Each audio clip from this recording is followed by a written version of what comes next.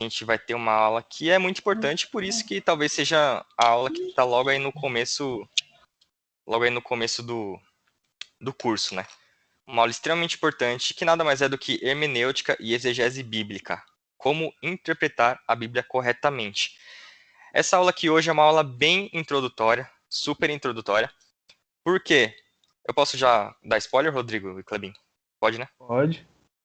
É uma aula super introdutória porque a gente tem um Teolocoff gravado que a gente vai lançar provavelmente aí essa semana que vem.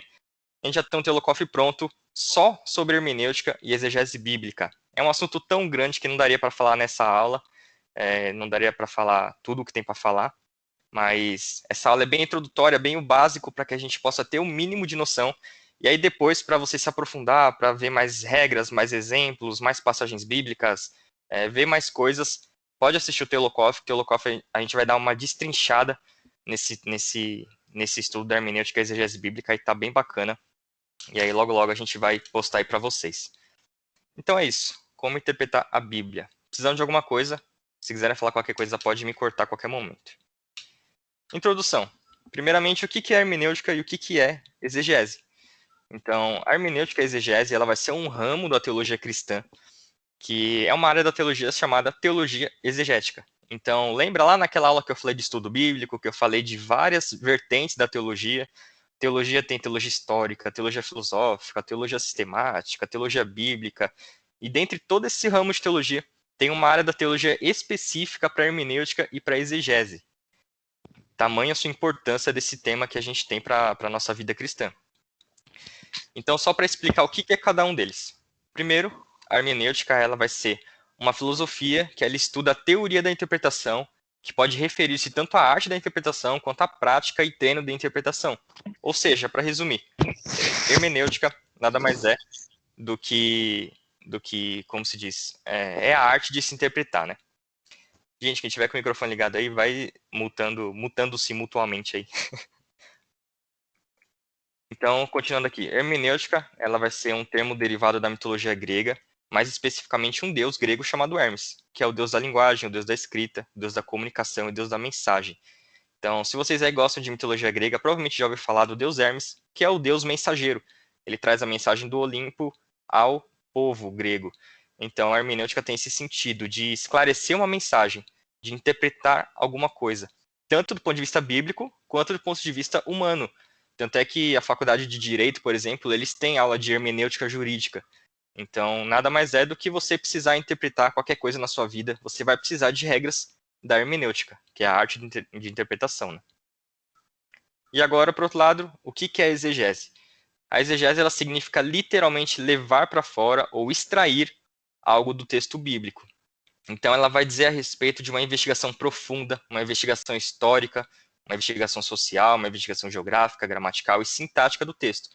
Então, a exegese ela vai a fundo no texto para que a gente extraia alguma coisa dele, para que a gente extraia esse ensinamento, para que a gente possa entender contexto histórico, cultural, geográfico e tudo isso que permeia aquela passagem bíblica. Então, basicamente, hermenêutica e exegese é isso e está relacionado diretamente à interpretação da palavra de Deus. Continuando aqui, o que é hermenêutica e exegese? Tem uma definição muito boa que eu gosto de sempre trazer, que é uma definição do Gordon Fee e do Douglas Stewart, que são autores do livro Entende o que Lês, que é um livro que eu recomendo fortemente para que você leia. Todo cristão precisa ler esse livro, Entende o que Lês, porque ele é um panorama, é um manual de como você interpretar a Bíblia de maneira mais correta. Então, a exegese bíblica, Gordon Fee vai falar que é o que o trecho quis dizer lá e antigamente. Ou seja, o que lá na época de Jesus, aquela passagem quis dizer. O que Paulo, quando estava escrevendo aos Efésios, o que lá naquela época Paulo quis escrever. Então, baseado no contexto histórico de Paulo, no contexto geográfico das cartas que Paulo escreveu, o que estava acontecendo com aquele povo, o que o Império Romano estava fazendo com aquele povo. Então, tudo isso é papel da exegese. É você entender o que a Bíblia, naquele contexto, quis dizer. E a hermenêutica bíblica, ela vai trazer o sentido de que o que o trecho bíblico ele vai querer dizer aqui e atualmente. Então, a exegese, a gente entende o que o texto queria dizer lá no passado. A hermenêutica, a gente olha para esse mesmo texto, baseado naquilo que ele quis dizer lá no passado, e a gente traz para as nossas vidas no dia de hoje.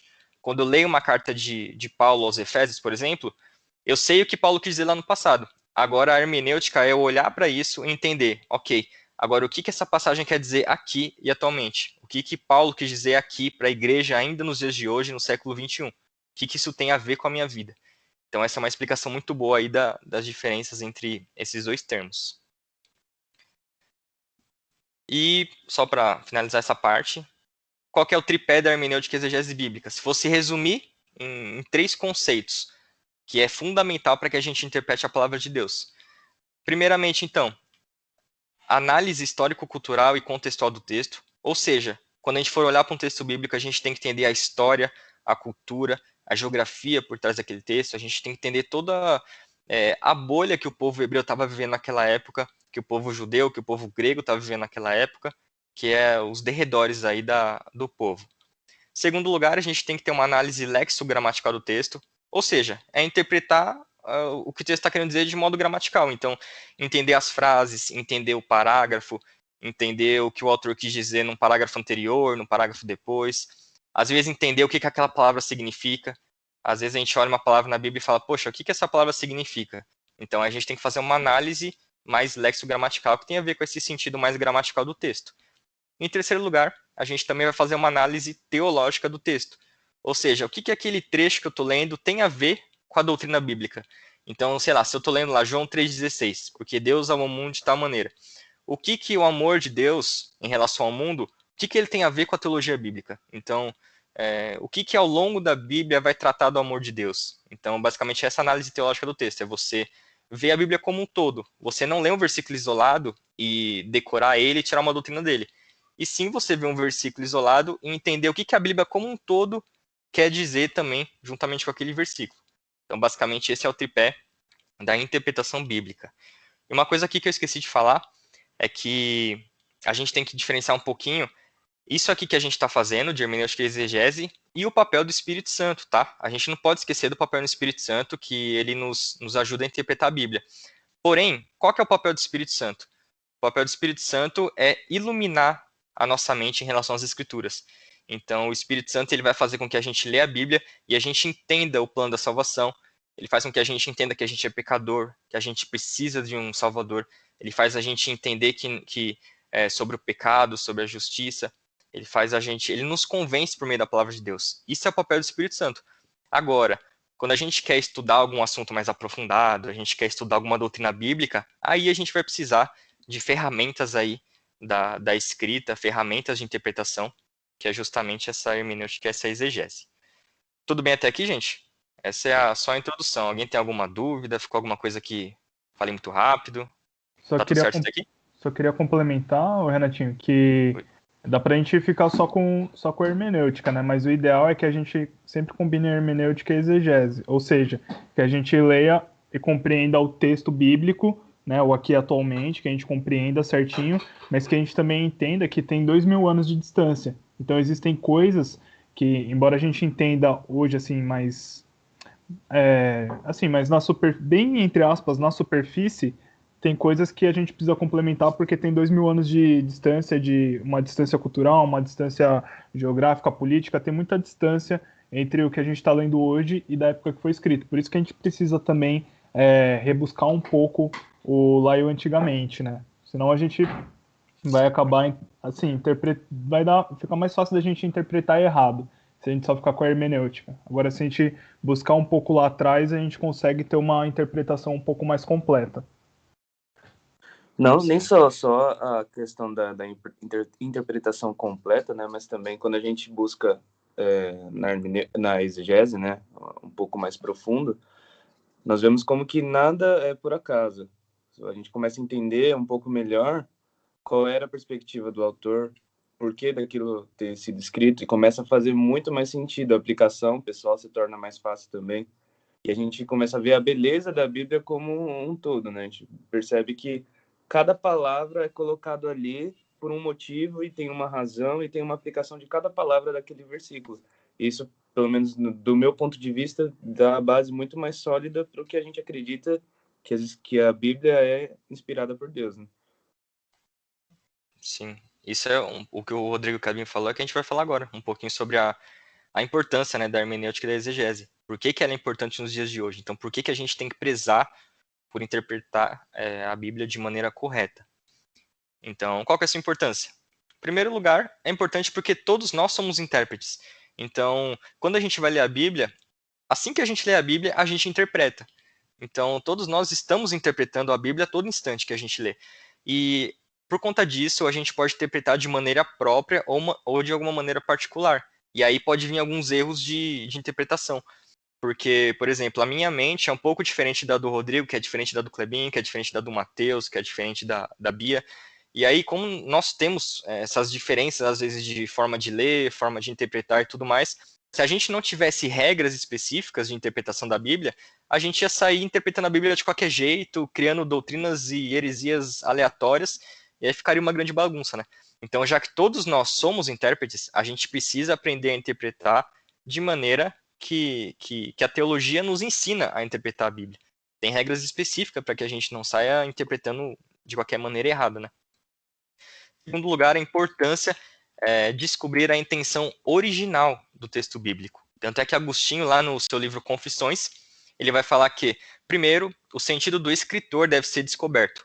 Então, a verdade divina por ela pretendida deve ser exposta. Ou seja, o que Agostinho aqui está falando? Quando Paulo lá escreveu a carta para Colossenses, Paulo quis dizer alguma coisa. Quando Paulo escreve Colossenses capítulo 2, ele está querendo trazer um sentido original. Paulo ele escreveu aquilo por algum motivo.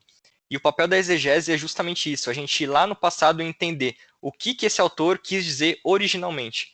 O que naquela época essa passagem significava. Porque depois que a gente descobre o que o autor quis dizer de modo original, aí que a gente pode entender e aplicar isso às nossas vidas. Então é fundamental a gente ir lá no passado e entender por que o autor escreveu daquele jeito e para quem ele escreveu daquele jeito e todas essas perguntas que a gente pode fazer para o trecho lá no passado. Em terceiro lugar, algo muito importante, é o conceito de que, aqui tem em latim, Sacra Scriptura sui interpres, significa que as Sagradas Escrituras são seu próprio intérprete. Isso aqui, gente, é muito importante. Por quê? Quando a gente lê algum texto, sei lá, às vezes a gente está lendo um texto e fala sobre alegria. Aí a gente comete um erro muito grande de se perguntar, o que é alegria? Não é o erro perguntar, tá certo perguntar. O erro nosso é perguntar o que é alegria e a gente falar, vou abrir aqui no meu dicionário o que é alegria, tá, alegria é isso aqui. A gente não pode fazer isso. Alguns momentos sim, outros momentos não. Por quê? Porque geralmente a Bíblia, ela é a sua própria intérprete. Então, se alguém está falando ali naquele trecho de alegria, provavelmente é quase certeza que o trecho da Bíblia vai explicar o que significa alegria. Tanto é que daqui mais para frente a gente vai trazer uma aplicação prática aqui de um texto que a própria Bíblia explica o que significa aquilo e muitas vezes a gente tenta ficar indo em dicionário, a gente interpreta da forma, o que essa palavra significa aqui, e aí a gente traz as nossas interpretações daquela palavra, sendo que não. A Bíblia, ela se interpreta. Então, quando a gente tem um trecho difícil, a gente tem que pegar outros trechos para entender. Quando a gente tem uma palavra aqui nesse texto, a gente tem que pegar, poxa, como essa palavra é dita ao longo da Bíblia? O que ela significa ao longo da Bíblia? Então, a Bíblia, ela se interpreta a si mesma. Isso é muito importante quando a gente for interpretar. Quarto lugar, que o Clebinho e o Rodrigo falam um pouco, é sobre gerar uma aproximação entre o leitor e o texto, né? Porque a Bíblia ela começou a ser escrita há 3.500 anos atrás, né? A Bíblia foi escrita num período de 1.600 anos, né? Entre 1.500 antes de Cristo e 100 depois de Cristo. Que aí é um módulo daqui para frente que a gente vai falar um módulo específico sobre a Bíblia, a gente vai trazer mais detalhes sobre isso. Mas qual a importância da exegese? É a gente entender o contexto da época e a gente se aproximar desse contexto. Porque tem um distanciamento cultural, um distanciamento linguístico, um distanciamento de geografia, um distanciamento de história. E para a gente entender a Bíblia de maneira mais verdadeira, a gente precisa se aproximar desse contexto. Ou seja, quando Jesus está falando lá de uma parábola, a gente tem que entender, poxa, o que o anel que o pai deu para o filho pródigo, o que o anel significa no contexto judaico? O que a nova roupa significa no contexto judaico? O que o sapato significa no contexto judaico? Poxa, quando João Batista fala que ele não é digno nem de desatar as sandálias de Cristo, o que no contexto judaico aquilo significa? Porque no contexto judaico tem uma explicação para aquilo. Essa passagem, inclusive, de João Batista, quando ele fala que ele não é digno de desatar as sandálias de Cristo, ele está falando que ele não é digno nem de ser escravo de Cristo, porque no contexto judaico, os escravos eles eram responsáveis por carregar os sapatos dos seus senhores. Então, tá vendo como a exegese ela traz essa aproximação entre o leitor e o texto? A gente consegue entender o que o texto queria dizer naquela época. E isso é muito importante. Esse é um dos aspectos da importância da hermenêutica e da exegese. Então, aqui são as 4 principais importâncias dessa aula. E aqui, continuando, só para dar mais um exemplo, Inventares 15:17 diz assim: E por isso, Renato detesta a manga com todas as suas forças. Aí eu quero saber de você, o que esse trecho está dizendo? Quem aí pode interpretar para mim? De maneira bem direta. O que parece que está dizendo? Renato, eu posso, sinceramente, ser sincero? Pode. Bom, pode. Manga que ele está falando, eu acho que é fruta. Eu acho que ele está falando que detesta fruta que ele não gosta. É o que eu acho. Exatamente. É isso mesmo? Não, esse é onde eu queria chegar. Esse é o ponto.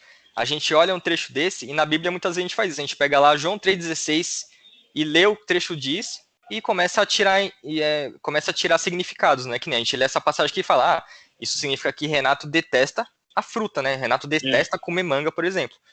Porém, se a gente for ir mais para frente e a gente for ler todo o contexto da passagem, Inventares 15, do 15 ao 18, vai dizer assim: Aos 20 anos, Renato descobriu que passaria a repudiar camiseta com manga curta, graças a um evento adverso. Ao sair de casa para estudar, ele prendeu a manga de sua camiseta na maçaneta da porta, fazendo com que a porta fechasse bruscamente e acordasse sua esposa que estava dormindo. E por isso, Renato detesta a manga com todas as suas forças. Desde então, Renato veste apenas regata. Você viu como mudou totalmente a interpretação? Você vê como mudou totalmente a interpretação, porque quando você lê só um versículo, você não entende todo o contexto, não entende o que significa manga. E aí, quando a gente entende o contexto de que a Bíblia se interpreta, poxa, o que significa manga?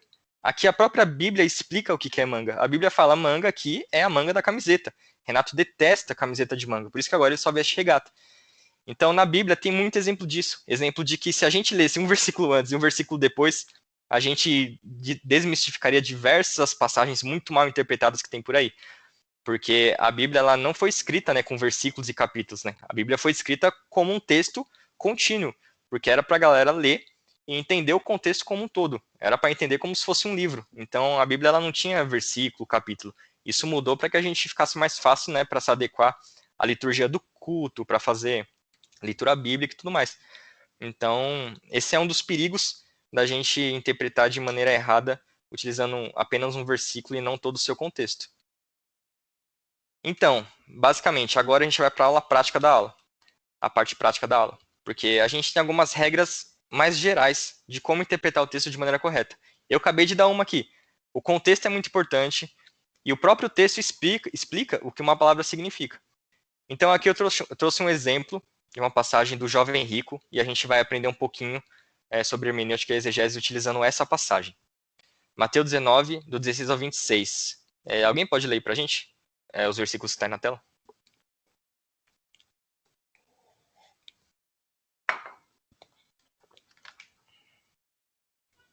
Eis que alguém aproximou de Jesus e perguntou: Mestre, o que farei de bom para ter a vida eterna? Respondeu-lhe Jesus: Por que você me pergunta o que é bom? Há somente o que é bom.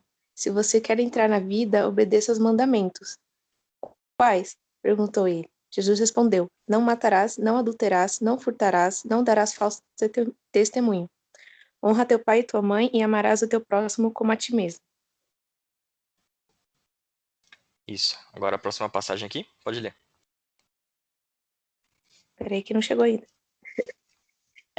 Disse o jovem: A tudo isso tenho obedecido. O que me falta ainda? Jesus respondeu: Se você quer ser perfeito, vá vendo seus bens e dê dinheiro aos pobres, e você terá um tesouro nos céus. Depois vem e siga-me. Ouvindo isso, o jovem afastou-se triste, porque tinha muitas riquezas. Então Jesus disse aos discípulos: Diga-lhes a verdade. Dificilmente um rico entrará no reino dos céus. E lhe digo ainda mais. Não, peraí. E lhes digo ainda, é mais fácil passar um camelo pelo fundo da agulha do que um rico entrar no reino dos céus. Ou no reino de Deus. Isso. Então essa passagem é uma passagem bastante conhecida, só que às vezes a gente fica meio com dificuldade de interpretar. Então, só lendo essa passagem, o rico queria ser salvo, Cristo falou para ele vender tudo que ele tinha e seguir ele e tudo mais. O jovem não gostou, se afastou triste, né, porque ele era muito rico. E aí Jesus fala que é difícil um rico entrar no reino dos céus. E aí ele fala, é tão difícil porque é mais fácil um camelo passar por um fundo de uma agulha do que um rico entrar no reino de Deus. Então ele está aqui mostrando a impossibilidade do rico ser salvo. E quando a gente lê esse trecho, qual que é a conclusão que a gente chega? A primeira conclusão que a gente vai chegar lendo essa passagem, se a gente for analisar apenas esse trecho, a gente vai chegar à conclusão de que é impossível uma pessoa rica ser salva. Porque quando Cristo fala que camelo passar pelo buraco de uma agulha, é uma expressão idiomática hebraica para algo que é impossível. É como se no nosso brasileiro a gente falasse nem que a vaca tussa. Quando a gente fala nem que a vaca tussa, a gente está falando de uma coisa que é impossível. Porque vaca não tosse, eu acho, não sei. Mas geralmente a gente fala nesse sentido. Então, aqui, camelo passar pelo buraco de agulha é uma forma, é uma hipérbole, é uma expressão idiomática que tinha na cultura hebraica que Cristo usa para falar. É impossível um rico ser salvo. Algumas pessoas interpretam muito mal, tá? Esse camelo passar pelo buraco de uma agulha. Algumas pessoas vão falar que fundo de uma agulha era de fato uma passagem que existia em Israel, que os camelos tinham que passar de maneira apertada. Muita gente começa a trazer explicações do que significa essa frase para justificar que Cristo não estava falando de algo literal, ou seja, ele não estava falando que era impossível ser salvo, ele estava falando que era difícil, não era impossível, era difícil. Porque o camelo passaria pelo fundo daquela agulha que tinha lá em Israel, que era uma passagem numa parede lá. E muita gente traz essa explicação porque quer tentar explicar essa passagem sem usar a hermenêutica e sem usar a exegese. Então aqui a gente não tem evidência arqueológica suficiente para falar que tinha de fato um fundo de uma agulha, que era uma passagem que tinha lá em Israel. Aqui Jesus provavelmente está falando sim. Ele está falando de um camelo literal e ele está falando de uma agulha literal. Cristo está falando de coisas aqui literais. Então ele está falando é impossível um rico ser salvo. Agora, essa interpretação é correta? Aparentemente sim, quando a gente lê, a gente entende isso. Porém, se a gente utilizar a hermenêutica, a exegese bíblica, essa ainda será a correta interpretação? Não. Ou seja, a gente não pode parar aqui e falar, poxa, tá vendo, é impossível o rico ser salvo, então eu tenho que ser pobre. Não é isso que Jesus está querendo dizer. Quando a gente vai olhar a primeira regra da hermenêutica, a gente tem que pensar contexto imediato. Ou seja, o que a passagem antes quer dizer e o que depois quer dizer. Os próximos 2 versículos explicam exatamente o que essa passagem quer dizer. Jesus vai falar assim, ao ouvirem isso, os discípulos ficaram perplexos e perguntaram, neste caso, quem pode ser salvo? Jesus olhou para eles e respondeu, para o homem é impossível, mas para Deus todas as coisas são possíveis. Então, quando a gente vai dar também uma olhadinha no contexto histórico-cultural desse texto, uma pessoa rica, ela era considerada abençoada por Deus graças a seus méritos. Logo, isso explica o espanto dos discípulos. Se esse jovem rico abençoado por Deus não pode ser salvo, quem poderá? Então, no contexto judaico, uma pessoa muito rica, um hebreu muito rico, era considerado uma pessoa abençoada por Deus. Era aquela pessoa que você olha e fala, nossa, como essa pessoa é santa, como essa pessoa tem boas obras, essa pessoa é uma pessoa verdadeiramente salva, porque ela tem muita riqueza. E riqueza era vista como uma bênção dada diretamente por Deus, que mostrava que a pessoa tinha sua salvação garantida. Então, quando Jesus fala, cara, é impossível um rico ser salvo, os discípulos pensam, poxa, se o rico, que é o preferido de Deus, que é o cara que tem a salvação, se ele não pode ser salvo, quem pode? Que será da gente? Será que a gente consegue ser salvo? Se o próprio rico que tinha essa salvação garantida não é impossível ser salvo, como é que a gente vai ser salvo, né? E é por isso que, justamente por causa disso, que Cristo explica. Depois dessa conclusão que a gente chega aqui após ler o contexto imediato histórico, a gente vai ver que tão impossível quanto o camelo passar pelo buraco da agulha é a chance de um rico ser salvo. Agora, já que um rico é impossível ser salvo, nós também é impossível que sejamos salvos. Porém, qual que é a conclusão de Cristo? Para o nosso Deus, tudo é possível, inclusive a salvação de um rico. Então, o que Cristo quer dizer nesse sentido?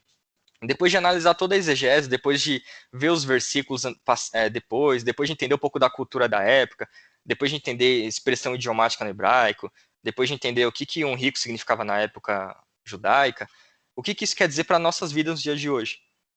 Significa que Cristo, ele nos mostra que o poder de Deus e sua soberania em nossa salvação. O mesmo poder que atuou sobre Zaqueu, alguém que era impossível ser salvo, é o poder que atua também na nossa salvação nos dias de hoje. Então, o que Cristo está falando? Sim, é impossível que vocês se salvem. É impossível que o rico seja salvo, é impossível que o pobre seja salvo, é impossível que o fariseu seja salvo, é impossível que o pastor seja salvo, é impossível que o diácono seja salvo, é impossível que o membro da igreja seja salvo. Porém, para Deus, nada é impossível. Aos nossos olhos é impossível, mas Deus, ele como autor e soberano sobre a salvação, para ele, todas essas coisas são possíveis. Então, isso é um exemplo de como utilizar o contexto imediato de um texto. O próprio texto explica o que Cristo quis dizer ali. Agora, indo para um segundo exemplo, que é um pouco mais curto, é um exemplo clássico de Mateus 7, 1 ao 5, de quando Cristo fala, não julgarás, que diz assim, os primeiros 2 versículos, Cristo falando, não julguem para não serem julgados, pois vocês serão julgados pelo modo como julgam os outros. O padrão de medida que adotarem será usado para medi-los. Então, quando a gente lê essa passagem, quando a gente lê só esses 2 versículos, qual que é a conclusão que a gente chega? Aquele famoso não julgueis, não julgarás, que todo mundo solta pra gente quando a gente critica alguma atitude de alguém. Quando alguém fala, quando alguém tipo rebate falando não julgarás, é aquele famoso me deixa pecar em paz, né? Então, como a gente interpreta essa passagem? Se a gente ler esses 2 versículos, a gente vai falar que a Bíblia condena o julgamento. Com isso, aqui Jesus está falando que a gente não deve julgar uns aos outros em hipótese nenhuma. Isso é o que a gente entende quando a gente lê esses 2 versículos puramente. Agora, esta é a interpretação correta? Não. Essa é uma interpretação totalmente errada. Porque para interpretar essa passagem, nós vamos precisar de mais 2 regras de hermenêutica. Primeiro, contexto imediato, e uma outra regra agora, contexto remoto. Ou seja, tão importante quanto ler o que aquela passagem inteira quer dizer, também é importante ver o que outras passagens bíblicas dizem sobre o assunto. Então, o que a Bíblia diz sobre julgar? Em outras palavras, qual que é o contexto remoto sobre o julgamento? Quando a gente for estudar o ato de julgar, o que a Bíblia vai dizer sobre isso como um todo? Aí tem 2 passagens importantes que falam sobre julgamento. João 7:24, que eu vou pedir para a Dani abrir. Dani, você abre, por favor, João 7:24. Enquanto isso, o Clebinho abre 1 Coríntios 5, 9 a 13, que são 2 passagens que a gente vai entender o que a Bíblia fala a respeito de julgamento. Então, se a Dani achou João 7:24, pode ler, por favor.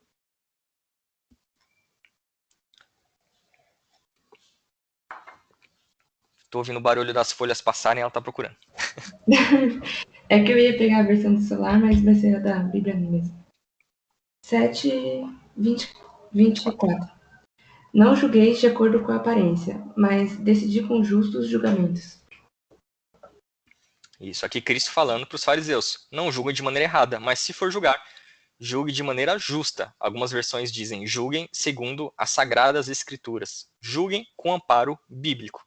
Agora 1 Coríntios 5, 9 a 13, Clebinho. Quando lhes escrevi antes, disse que não deviam se associar com pessoas que entregam a imoralidade sexual.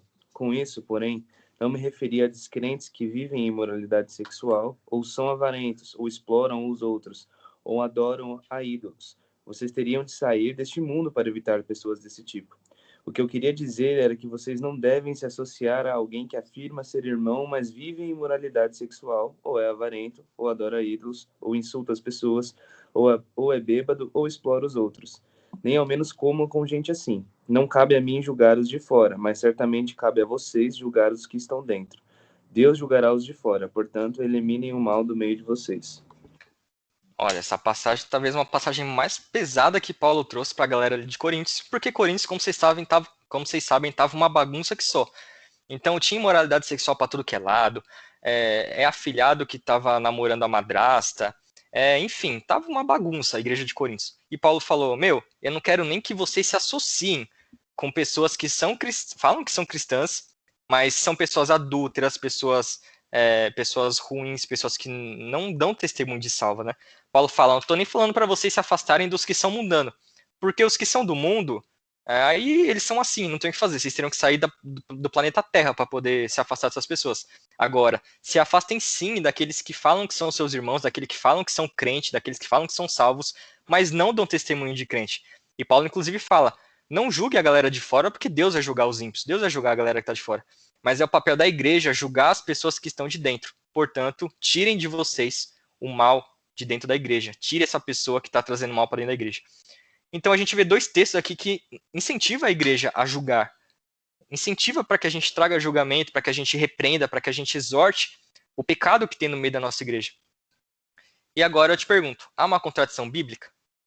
Quando Cristo fala lá, não julgarás, para não serem julgados. Aí em João 27, Cristo fala, julguem segundo a reta justiça. Aí em 1 Coríntios, Paulo vai falar, julguem os de dentro, tirem essa pessoa amada do meio de vocês. E aí, isso é contradição bíblica? Aqui tem um perigo muito comum que eu ouço muita gente falar. Por exemplo, Paulo falou para a galera julgar, Cristo falou para a galera não julgar. Aí a galera fala assim, Cristo é muito mais importante que Paulo, então eu vou para Cristo. O que Cristo falou está superior ao que Paulo falou. Gente, isso é um desconhecimento tremendo do que é a Bíblia. Porque se a gente crê que a Bíblia ela é inteiramente inspirada por Deus, aquilo que Paulo falou tem o mesmo peso que aquilo que Cristo falou. Porque o mesmo Espírito que inspirou Cristo para falar isso foi o mesmo Espírito que inspirou Paulo para escrever isso. Então a gente não pode relativizar. Isso é um erro muito comum dos ateus, que eles falam, Paulo falou de homossexualismo, mas Jesus não falou de homossexualismo. Paulo falou de tal coisa, mas Jesus não falou disso. Então a gente fica com Jesus. Não, isso é um erro. O cristianismo é a doutrina de Cristo e dos apóstolos. A gente não segue só a Cristo. A gente segue Cristo e o que os apóstolos ensinaram. Então, a gente não pode escolher quem é mais importante aqui no texto. Mas, enfim, tem contradição bíblica? Aparentemente, sim. Mas agora vamos ler o texto inteiro. É básico, o contexto imediato. O que Cristo quis dizer no próximo versículo? Não julguem para não serem julgados, pois vocês serão julgados pelo modo como julgam os outros. O padrão de medida que adotarem será usado para medi-los. Por que você se preocupa com um cisco no olho de seu amigo enquanto há um tronco em seu próprio olho? Como pode dizer a seu amigo, deixe-me ajudá-lo a tirar o cisco de seu olho, se não consegue ver o tronco em seu próprio olho? Hipócrita. Primeiro, livre-se do tronco em seu olho, então você verá o suficiente para tirar o cisco do olho de seu amigo. Então o que Jesus aqui está querendo dizer? Uma outra pergunta muito importante, que eu já estava esquecendo. Quando a gente olha aqui que fala sobre julgar, a gente tem que pensar, o que significa julgar? O que essa palavra quer dizer? Agora, não ceda à tentação de trazer as suas explicações, de trazer o que na sua cabeça é julgar. Não tente explicar com a sua cabeça, não tente abrir um dicionário. Primeiramente, o que é julgar? O texto vai me falar o que é julgar. Jesus, ele explica o que ele está querendo dizer com julgar. Então, lembre-se disso. Sacra Escritura sua intérprete. O trecho ensina o que é julgar. Então, de acordo com o texto, julgar seria reparar os cisco no olho do seu amigo e ajudar a retirar esse cisco. Ou seja, interpretando isso de maneira correta, Jesus está falando assim, julgar significa você olhar no cisco do seu irmão e você ajudar a tirar esse cisco. Porém, se você está com uma trave, um tronco no seu olho, não adianta você julgar, não adianta você querer ajudar o seu irmão. Então, o julgamento, do ponto de vista aqui de Cristo, ele está falando o quê? Nada mais é do que você exortar, do que você repreender, do que você chegar no seu irmão e falar, estou percebendo que você está passando por isso, tudo mais, vamos ajudar a vencer esse pecado, vamos ajudar a vencer essa imoralidade, mas primeiramente você precisa tirar a trave, o tronco que está diante do seu olho para poder ajudar o seu irmão. Então, de maneira correta, agora interpretado, nós não devemos julgar? A resposta é que, pelo contrário, nós podemos e devemos julgar os nossos irmãos, porque julgar nesse contexto significa exatamente isso. Então, o que Jesus condena? Jesus condena o julgamento hipócrita. Jesus está falando, não julguem de maneira hipócrita. Ou seja, se você quer julgar seu irmão, primeiro olhe para si mesmo, tire os seus pecados, se arrependa dos seus erros, e aí então você vai estar apto para julgar o seu irmão, para entender o pecado daquele irmão, para entender o que aquela pessoa está passando. Então, depois de retirar o tronco dos nossos olhos, nós podemos e devemos julgar nosso irmão, que no texto significa reparar os erros e pecados visíveis de nossos irmãos e ajudá-los a retirarem esses erros em suas vidas. Então, esse é um trecho muito, muito polêmico que a gente ouve muito, né, principalmente na internet, esse não julgarás. Mas a Bíblia, ela não tira a autoridade da igreja de julgar. A igreja tem, sim, a autoridade de julgar pessoas que estão em pecado acometido, pecado que deixou de ser sem querer e virou uma iniquidade, é um pecado que a pessoa premedita, uma vida de pecado. A igreja tem esse poder de julgar. O que Cristo está falando não julguem de maneira hipócrita. Antes de julgar, primeiro olhe para si mesmo. Se está tudo certo, se você está arrependido dos seus pecados, se você venceu os seus pecados, aí vai lá, julga teu irmão, ajuda ele a sair dessa situação terrível. Paulo é um pouco mais grosso, né? Paulo vai lá e fala, entregue esse irmão a Satanás, né? Mas esse é um trecho difícil que precisaria de muita hermenêutica e exegese para explicar. Outro dia a gente pode falar desse texto. Beleza, gente? Agora acho que vai para o exemplo que o Clebinho trouxe. Alguém ficou em dúvida desses dois exemplos? Tanto do jovem rico, quanto esse de não julgar, tudo mais? Deu para entender assim de maneira bem geral o que eu quis dizer? Dá um feedback aí, quem estiver por aí ainda. Eu acho que a gente precisa ter uma aula de mitos bíblicos. Tem um monte, Brunão, um monte. Esse é um dos que eu ouço desde criança. Uns 20 anos ouvindo esse daí. Nossa, Mas, pessoal, 20 anos atrás, você era criança? Zoeira. E você falou? Não, não tô zoando. Eu tenho 33, eu tô na igreja desde os 10, 11 anos. Então... É tempo. Renatinho, Pode falar. eu não sei se pode fazer isso agora, né? Mas eu acredito que a minha passagem que eu tive é igual o Brunão, né, falou. A gente escuta tantos versículos meio que todo dia a gente ouve na igreja, né? Só que se a gente for ler mesmo, não é muito. E o versículo que eu li aí, que eu li não, né? Que eu sugeri, que eu tenho dúvidas, é Mateus, tá aí, né? Tá escrito aí. E ele fala sobre quando dois ou três estiverem ali estarei, né? Uhum. Só que eu li um pouquinho antes e ele fala mais ou menos sobre esse julgar aí, né? O próximo. E a gente ouve isso. A gente ouve isso e a gente fala, Deus só vai estar aqui com a gente se tiver mais de dois ou três. Só que não é muito bem isso, né? Aí eu queria saber um pouquinho mais de vocês sobre isso. Aqui no Off Topics eu já até mandei para os meninos aqui, né? Mateus 18:20. É isso mesmo que você falou, Teteu. Quando não tiverem 2 ou 3 reunidos em meu nome, ali eu estarei também. Se a gente pegar um pouco antes, tá falando sobre o irmão que está em pecado, e aí você vai lá e tenta convencer o irmão que ele está em pecado, e aí ele não se arrepende, né? E aí Jesus fala assim, né? Em verdade vos digo que o que ligardes na terra será ligado nos céus, e tudo que desligardes na terra será desligado nos céus. Em verdade vos digo, se dois dentre vós sobre a terra concordarem a respeito de qualquer coisa que porventura pedirem, ser-lhes-á concedida por meu Pai que estás no céu. Porque onde estiverem 2 ou 3 reunidos em meu nome, ali estou no meio deles. Então tá falando sobre uma autoridade que é difícil da gente compreender essa autoridade que Deus delegou pra gente, né? Mas só que se a gente está no corpo de Cristo e a gente está vendo que teu irmão, que você prega, você ensina a palavra para ele, você expõe a palavra para ele, e de modo nenhum ele arrepende, quer permanecer numa vida de pecado, isso é muito provável que essa pessoa ela não quer ser cristão de verdade, né? Então aí você desliga a pessoa, que nem Paulo fala lá para a igreja de Coríntios. Então quando fala assim, ó, se você tiver 2 ou 3, quem que são esses 2 ou 3? 2 ou 3 testemunhas verdadeiramente cristãs, alegando que aquela pessoa ela está em pecado e não quer se arrepender. Daí Jesus está falando assim, ó, eu tô no meio ali no meio deles, ou seja, Jesus ele está delegando essa autoridade para esses 2 ou 3 reunidos em seu nome para ou ligar ou desligar, né? Então desligar o que é? Você entre aspas excomunga o cara, né? Tira o cara da igreja porque ele está em pecado e não quer se arrepender. E ligar você perdoa. Então quando o irmão vai até lá na frente da igreja, confessa o seu pecado e pede perdão, e a igreja fala assim, eu perdoo, a gente está ligando a pessoa ao corpo de Cristo. Quando a gente desliga, a gente está retirando essa pessoa do corpo de Cristo. E é uma autoridade que Deus entrega para a igreja, né, como seu corpo. Então é isso mesmo. Cara, é exatamente isso. Essa passagem é incrível, porque muitas vezes a gente ouve esse trecho falando, onde tiver 2 ou 3 meu nome, eu estou no meio deles. A gente usa isso para falar, tipo, de culto, né? Se tem 2 pessoas no culto, Jesus está aqui. A gente crê que Cristo está no nosso meio no culto? Claro, óbvio. Isso é uma coisa que todo mundo concorda. Mas agora, esse trecho fala sobre isso? É exatamente o que o Mateus Rodrigo falou. Cara, se você vê 5, 10 versículos antes, você vai ver o que significa aquele onde tiver 2 ou 3 no meu nome. Então é isso mesmo que o Rodrigo explicou. O que aqui está falando? Num processo de disciplina cristã, para você colocar uma pessoa em disciplina eclesiástica ou excomungar essa pessoa, porque como Paulo fala lá em Coríntios, né? Um pouco de fermento leveda toda a massa. Então por isso que Paulo fala, tira o mal do meio de vocês. Tira esse cara que está pecando aí no meio. Porque esse cara vai acabar levando todo mundo para a ruína. Então aqui está falando, onde tiver 2 ou 3, onde tiver 2 ou 3 cristãos verdadeiros que podem julgar essa pessoa, Cristo vai estar no meio deles para trazer disciplina sobre essa pessoa. Então esse é o contexto, né? Era a questão de ler alguns versículos, né?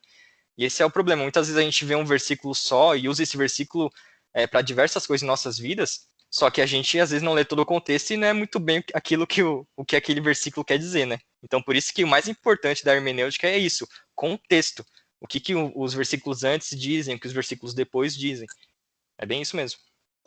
Tem também, né, a gente fala disso no Teolocoff, depois vocês assistam, né? Não se aplica diretamente a essa passagem, né? Mas Sim. levantou um gancho nos próximos versículos depois do 20, que é a questão de que a Bíblia ela é um livro escrito, uma literatura, né? Então ela tem o que a gente chama de figuras de linguagem, né? Que a gente aprende lá na aula de português do ensino médio. Então, por exemplo, aquele lance de hipérbole. Então, a gente fala alguma coisa e aumenta ela para trazer a sensação do que está acontecendo. Por exemplo, eu vou falar, eu estou morrendo de fome. Quer dizer que eu vou morrer porque eu estou com fome? Não, quer dizer que eu estou com muita fome. Então, mesmo que fosse aplicado no sentido de culto, igual a gente está falando, não necessariamente iria dizer que se não tiver mais do que 2 ou 3 pessoas, que Jesus não vai estar lá, né? É o que Sim. ele diz no 21 a respeito do perdão, que Pedro pergunta para ele. Tá, então quer dizer que se alguém pecar contra mim, eu tenho que perdoar até 7 vezes? Aí Jesus responde, não só 7, mas 70 vezes 7. Não quer dizer que se a gente fizer a conta de 70 vezes 7, é o número de vezes que eu tenho que perdoar meu irmão. Passou disso, eu não perdoo mais. Não, ele tá dizendo, tipo assim, não é 70 vezes, não é 7 vezes, mas quantas vezes ele pecar contra você, tantas vezes você vai perdoar ele. Entendeu? E aí Jesus usa ali uma resposta, meio que um jogo de palavras ali com o que Pedro falou, mas o que ele está querendo dizer é, você tem que estar ilimitadamente disponível a perdoar o seu irmão quantas vezes ele pecar contra você. Sim, com Acho que a certeza. Tabata tem uma dúvida. Pode falar, Tabata. Acho que a da Tabata eram as perguntas que ela mandou, as passagens. Ah, É isso, tá. Tabata? A gente viu, né, Thiago 4:5, né, que ela mandou, né? Eita, Não, mas não é ficou não. bastante agora, hein? Boa. Não, é porque assim, a minha dúvida é. Eu acho que até o Cabinho falou, mas. Porque assim, quando você vai, por exemplo, você vai julgar o seu irmão, você tem que tirar a trava do seu. Só Sim. que assim, ele tá dizendo então que a gente tem que se arrepender de nossos pecados para poder julgar o outro, é isso? Basicamente o que Jesus tá falando é, cara, não seja hipócrita. Tipo assim, você quer julgar seu irmão, só que você peca pior que ele, sabe? Você quer Ah, julgar seu irmão, só que você vive uma vida mais depravada que a vida dele. E aqui é importante lembrar, quando a gente tá falando de julgar, a gente tá falando de julgar aquele pecado acidental, né? Tipo, a pessoa, sei lá, chutou a cadeira aqui, o dedinho e falou um palavrão. Poxa, não vou excomungar a pessoa da igreja por causa disso, né? Agora, o uhum. que Jesus, o que aqui está falando nesses contextos, ele está falando daquele pecado que é um pecado não arrependido, né? Todo pecado não arrependido é motivo para disciplina eclesiástica, é motivo para excomungar. Então, é aquela pessoa que peca, ela sabe que está pecando, mas ela não quer mudar de vida, sabe? A pessoa não quer mudar. Então, nesse caso, cara, aí é você entender. Agora, se você leva uma vida em que você peca, com certeza você peca, mas você vive uma vida arrependida, você odeia o seu pecado, você quer ser cada vez mais parecido com Cristo, você está totalmente apto para julgar um irmão que não quer ser cristão. Um irmão que está lá pecando e não quer ser cristão, né? Tanto é que aqui em Mateus 18, Jesus vai falar, pega essa pessoa e corrija. Se ela se arrepender, amém. Glória a Deus por isso. Se ela não se arrepender, cara, aí tira essa pessoa da igreja, né? Onde tiver 2 ou 3, pode trazer disciplina que eu vou estar lá no meio de vocês concordando com essa disciplina eclesiástica. Então, o julgamento hipócrita é isso, né? A gente querer julgar alguém sendo que a gente peca tão pior quanto. Agora, se a gente tem uma vida arrependida, uma vida aos pés de Cristo, a gente tem total liberdade de ajudar nossos irmãos e principalmente ganhar eles para que eles possam vencer esses pecados que eles estão cometendo. Agora, se não quiser largar o pecado, abraço. Basicamente é isso. É bem difícil, né? A pessoa, por exemplo, tem que ser bem aos pés de Jesus mesmo, porque Sim. tem muitas pessoas ainda, né, que ainda, infelizmente, estão nessa prisão, né? Uhum. E às Muitas vezes. vezes E a não gente até entende. tem medo, né? A gente tem muito Mas medo de conversar com a pessoa e a pessoa, sei lá, sair da igreja. Mas não, a Bíblia explica totalmente o contrário. A Bíblia fala, cara, você tem que conversar com essa pessoa. Você tem que ajudar essa pessoa. Você não pode ver ela pecar e fechar os olhos, porque se eu for falar com ela, ela vai sair da igreja. Cara, se você for falar com ela e ela sair da igreja, pelo menos você fez aquilo que Paulo fala. Tira essa pessoa do meio de vocês. Agora, se você fala com essa pessoa e ganha ela para Cristo, cara, é incrível. É bem melhor do que manter aquela pessoa lá no meio pecando e o pior, como Paulo diz, levedando toda a massa, né? Ou seja, influenciando todo mundo ao seu redor a pecar da mesma forma, né? O nosso Só que- Eu acho papel que um não ponto é- importante aí.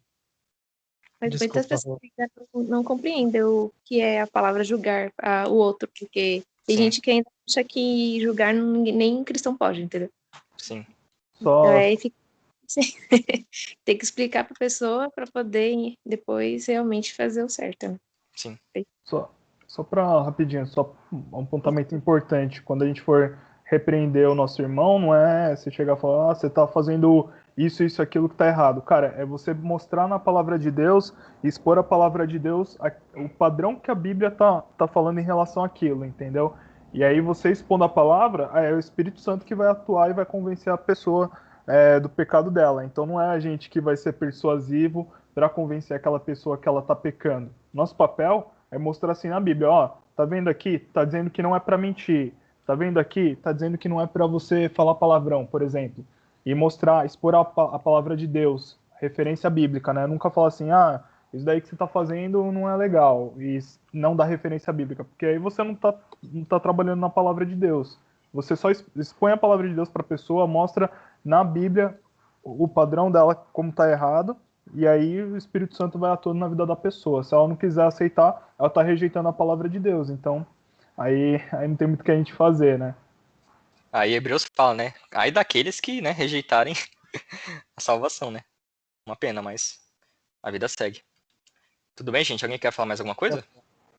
Pode falar. Então, beleza. Se ninguém for falar nada, os meus exemplos agora finalizou. E nessa aula agora, o Rodrigo e o Clebinho vão dar um exemplo de cada, que é um exemplo também importante para a gente aprender a interpretar a Bíblia. Aí lembrem-se. Eu vou passar, o Renatinho, porque aí eu queria que o pessoal fizesse a parte prática aí, e acho que não vai dar tempo. Beleza, pode ser. E lembrando, gente, no Teolocoff a gente trouxe outras passagens que também são mal interpretadas, então dá uma olhadinha lá que tem muita coisa que às vezes a gente decora um versículo ou outro aí, e aí a gente não lê o contexto e a gente acha que tá abafando porque decorou um monte de versículo, mas decorou tudo errado. Mas enfim. Então, Rodrigo, Quer ir direto então, Renatinho? Então, eu ia perguntar isso. Vocês preferem, que o meu exemplo fala do contexto original, a gente não falou, né? Do texto original. O seu é rapidinho, é tranquilo, né? Então vamos, vai. Segue aí, vai. Beleza. É rapidinho. Pode falar. Então, agora é a vez do Clebinho. Peguei 2 trechos aqui que são um pouco polêmicos, né? Então vamos supor que você está lá na sua casa fazendo seu devocional, você está lendo números 23, que está escrito lá: Deus não é homem para que minta, nem filho de homem para que se arrependa. Porventura, tendo ele prometido, não o fará? E depois você lembra que você leu em Gênesis 6, capítulo 6, versículo 6. Então se arrependeu o Senhor de ter feito o homem na terra, e isso lhe pesou no coração. Eu já recebi essa comparação no ônibus com uma pessoa que era evangélica, entrou na faculdade e virou ateu. E eu recebi essa comparação uma vez para a pessoa falando, a Bíblia é controversa. A Bíblia é controversa? Não, definitivamente não. A Bíblia não é controversa, a Bíblia é inerrante. Então a gente tem que entender o que cada passagem está querendo dizer. E aí uma coisa que a gente precisa abordar também, lógico, não é tão fácil quanto o contexto imediato, por exemplo, o remoto, que está mais na mão, que requer um pouco mais de pesquisa e tudo mais. A gente tem o contexto, que é o quê? O contexto original, o texto original, a linguagem original em que um texto foi escrito. Tá? Hoje em dia a gente não tem tanto acesso fácil a esse tipo de material, né? A gente precisa rodar um pouco, mas a gente tem um aplicativo que chama Logos. Eu acho um pouco difícil, o Renatinho manja mais, eu acho ele um pouco difícil a interface dele e tudo mais. O Renatinho depois pode fazer um tutorial ensinando a mexer, mas é um aplicativo que traz os textos originais da Bíblia, né? Na linguagem que foram escritos. E a gente só vai conseguir entender esses 2 versículos olhando para o original. Pode passar, Renatinho. Então, como são textos do Antigo Testamento, a gente tem que entender que a linguagem vai estar em quê? Hebraico, tá? O Antigo Testamento foi escrito em hebraico e o Novo Testamento foi escrito em grego. Então, no Antigo Testamento, existiam 2 palavras em hebraico que se referiam a arrependimento. A gente não está sabendo pronunciar, mas vamos supor que seja shubs, a primeira palavra, e a outra, segundo o Renatinho, é nahan. É isso? Isso. A pronúncia é bem tosca, nahan ou shubs, tá? Então, o shubs quer dizer o quê? Que é uma palavra usada para se referir ao arrependimento humano. Então, ele vai significar o quê? Que é quando você muda de ideia, você muda sua mente, você volta atrás, retorna para o caminho, entendeu? Esse sentido de você dar meia volta e começar tudo de novo, que é o mais próximo de definição de arrependimento que a gente tem na nossa língua também. E a palavra nahan, ela é usada para se referir ao arrependimento divino. E ela significa pesar, tristeza ou dor. Então são palavras que foram usadas para a nossa linguagem, né? Para a mesma palavra, mas que tem sentidos diferentes. Então a palavra shubs, que é do arrependimento humano, foi usada no versículo de Números, e Naham foi usada no versículo de Gênesis, tá? E aí pode passar, Renatinho. E aí no Novo Testamento, quando vai para o grego, a gente também tem duas palavras que têm o mesmo sentido. Como que se pronuncia aí, Renatinho? Você que é o cara do grego. Falei para não passar. Não, é desse jeito aí que tá escrito mesmo. Metanoel? Tá certo. Metanoel, então, é para o arrependimento humano, e metamelomai para o arrependimento divino. Então, pode passar, Renatinho. Então, se a gente aplicar essa tradução bem ao pé da letra, a passagem de Números significa: Deus não é homem para que minta, nem filho de homem para que se volte atrás, ou que mude de ideia, ou que retorne para o início. Porventura, tendo ele prometido, não fará? E o texto de Gênesis pega o sentido de: então sentiu tristeza o Senhor de ter feito o homem na terra, e isso lhe pesou no coração. Então são duas palavras do hebraico que trazem sentidos diferentes, tá? Então apesar de ter traduzido as duas passagens com a palavra arrependimento, não necessariamente elas querem dizer a mesma coisa, tá? Então não está se contradizendo, não quer dizer em uma passagem que Deus não se arrepende e outra está dizendo que ele se arrepende. Não, ele está dizendo que ele não se arrepende como um homem, e na outra passagem quer dizer que ele sentiu tristeza pelo que ele tinha feito. Certo? Então, tá definido aí. Pode falar, Júlio. Só complementando, no Telocoff a gente fala isso também, mas quando a gente deu uma aula sobre Bíblia, eu também falei um pouquinho disso no ano retrasado. Que é importante a gente pegar várias versões de Bíblia, né? Comparar o texto para a gente poder entender. Então, se a gente buscar, por exemplo, numa NVT, já traz esse sentido que o Clebinho falou, né? A tradução já não é mais arrependimento. Para Números 23:19 fala de mudar de ideia. E em Gênesis 6:6 fala que isso lhe causou imensa tristeza.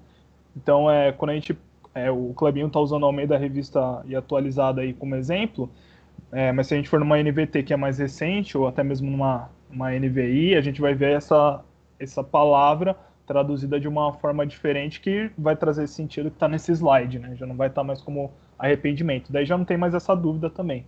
Então, se ficar na dúvida, às vezes é importante pegar uma outra versão para ver como que está escrito, tá bom? Isso aí. É isso.